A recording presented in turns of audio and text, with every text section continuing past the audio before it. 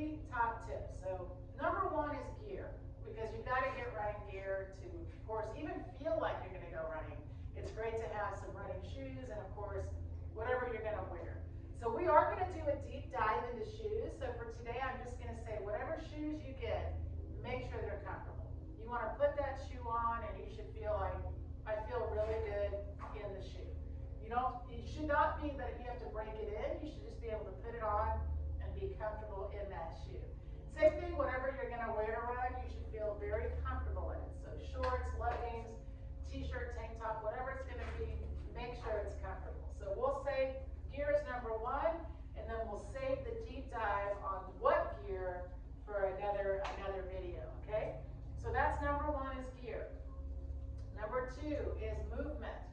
You've got to understand the movement of running before you start running. And I'll go a little deeper into that.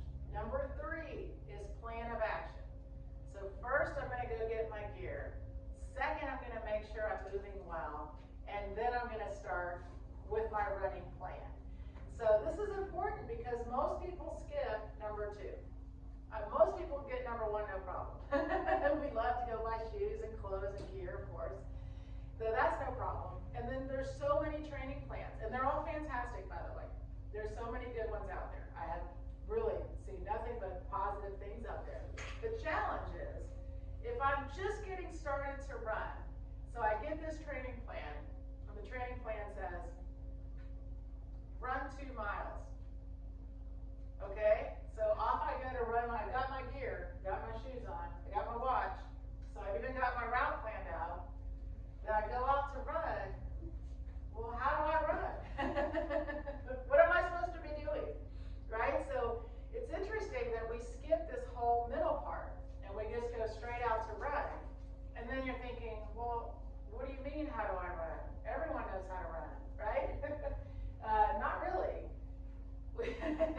And I'm laughing because this has been a big pushback for me for 30 years of coaching. Running is absolutely natural, and in 100%, we all know how to run. It's natural. Running efficiently and effectively for distance is a skill.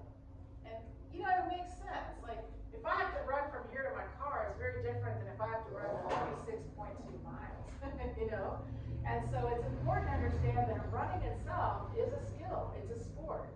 And if we look at any other sport, every sport has a practice. So if someone's going to play basketball or football or swim or golf or whatever they're going to do, they're actually going to learn how to play the sport. And they're going to get practice sessions, right? Like everything else has practice, except for running. People think, well, it's running, so I'm just going to buy the shoes and then I'm going running. It's like this direct path, and we don't have to do anything else to get there. And I'm telling you, that number 2 tip, movement efficiency of your run, is so important. I would, of course, having the gear, I put that number 1, just because I think it's a much easier conversation. It's a lot more fun to talk about shoes. And also training plan is a lot more fun. I'd rather be talking about how many miles I'm going running than number 2, how I'm running, right? And here's a thing that's important. Think about it from this perspective. If you were going to put your kid in a sport or yourself in a sport that you had never played, right? I'm going to go learn how to play, I'm going to learn how to play basketball. I've never played basketball. It would be so normal to say, I'm going to take a lesson. And nobody would even blink an eye. They'd be like, of course you are. You're not just going to go play basketball. I'll say pickleball. I've been playing pickleball. Everybody's a coach. But same thing, you had to learn how to play the game. And so when we take up running, no one ever thinks I've got to learn how to run. And I understand that, but the reality is you do. And especially as an adult, as you get older, right, we have all kinds of things that get in the way of our running. We're not running all day every day. We're not going out of recess and playing with our friends, right? So all of a sudden, I've got things like maybe some hip or back issues, some upper neck issues, some tight, I hear this all the time. I have tight hamstrings, I have tight hip flexors. All of these things are part of that movement efficiency, right? So, but the reality is if I don't know what the movement's supposed to be, how could I even get more efficient at it? And this is really important because say you do have shin splints or whatever happens, some kind of pain, and you think, well, I have tight hips, so then you're like, well, I'll stretch my hips, and then you go run, and your hip still hurts. It's your run. It's not your hips. Doesn't mean you don't need to stretch your hips. It just means you need to work on what movement error is causing this pain in my hips, right? And that's what number 2 is about. So that if I work on my movement efficiency in my run, if I learn how to run more efficiently and move better in my run, then when I go to number 3 and get my training plan and have my plan of action, then I know what to do when I'm out. And this is really brings so much more success. One, for your running.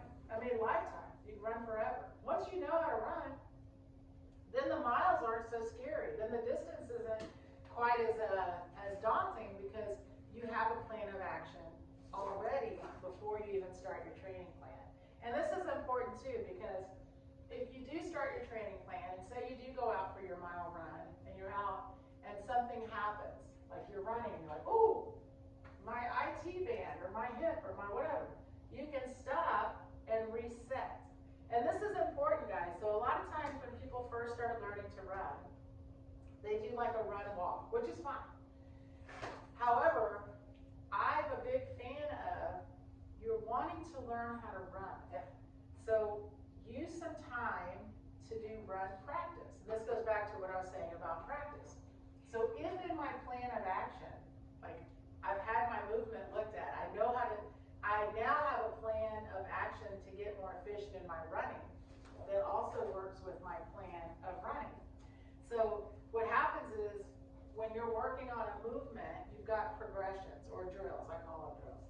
So then all of a sudden, I'm going to go out for my, say I put on there, you're going to do 20 minutes, drill, run, walk. Well, then you go out and you do a little drill, and then you run to feel what running feels like. And then say you get out of breath and you have to stop. That's okay. You stop a minute, and then you either walk a second if you want, or you do another drill and you reset, and then you run some more. But you start to learn and connect with what is running.